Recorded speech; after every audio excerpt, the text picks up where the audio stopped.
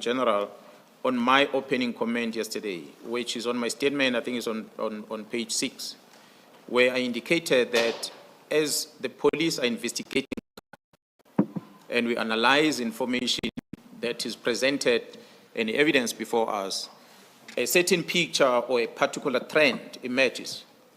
And that trend forces us to investigate further.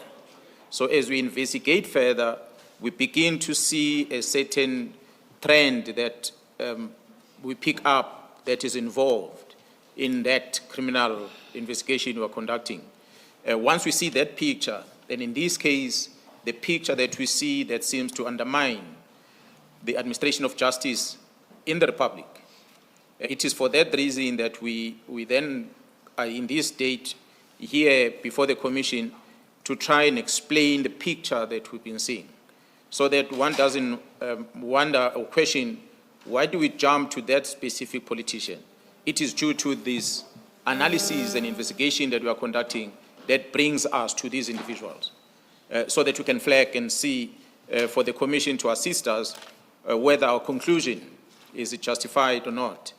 But we are convinced that it is justified, that what we are presenting. So Mr. Adams appeared to have came into the position of an intelligence information. And this information is classified on its nature that Mr. Adams should not be in possession of. So it is an information that is intended for another structure of Parliament.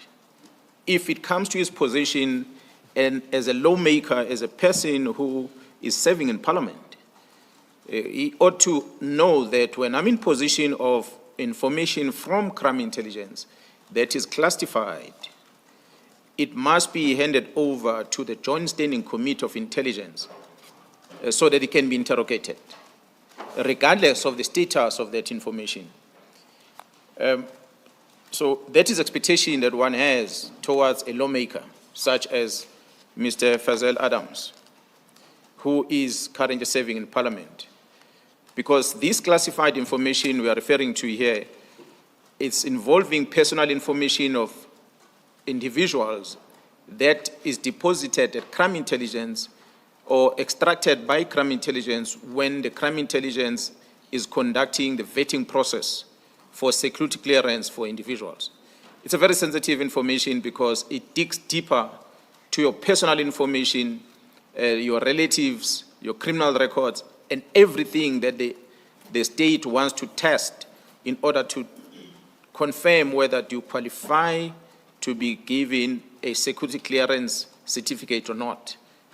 Such a clearance will then allow you to be in possession of sensitive material. The same applies to the members of the Joint Standing Committee in Parliament.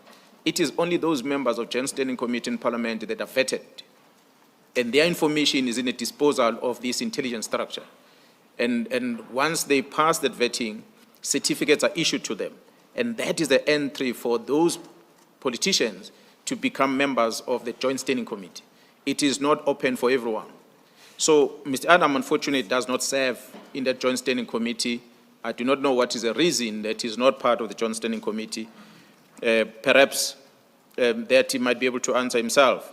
But in this regard, we know that he serves in the Portfolio Committee of Police, which is an oversight structure of government, and he's there as a public representative that holds us accountable on how we perform our function as a police on an open account of this that is allocated to the South African Police Service. But on the use of any funds on a secret account, the accounting role for that is within the Joint Standing Committee of Intelligence as regulated by the National Strategic Act of Intelligence that regulates how matters of state secrets must be handled, including the budget, resources, and otherwise. So Mr. Adams is not part of it, but recklessly he handles intelligence information not only within Parliament, but he takes it out to the public. Understanding your concern then, and you pointed out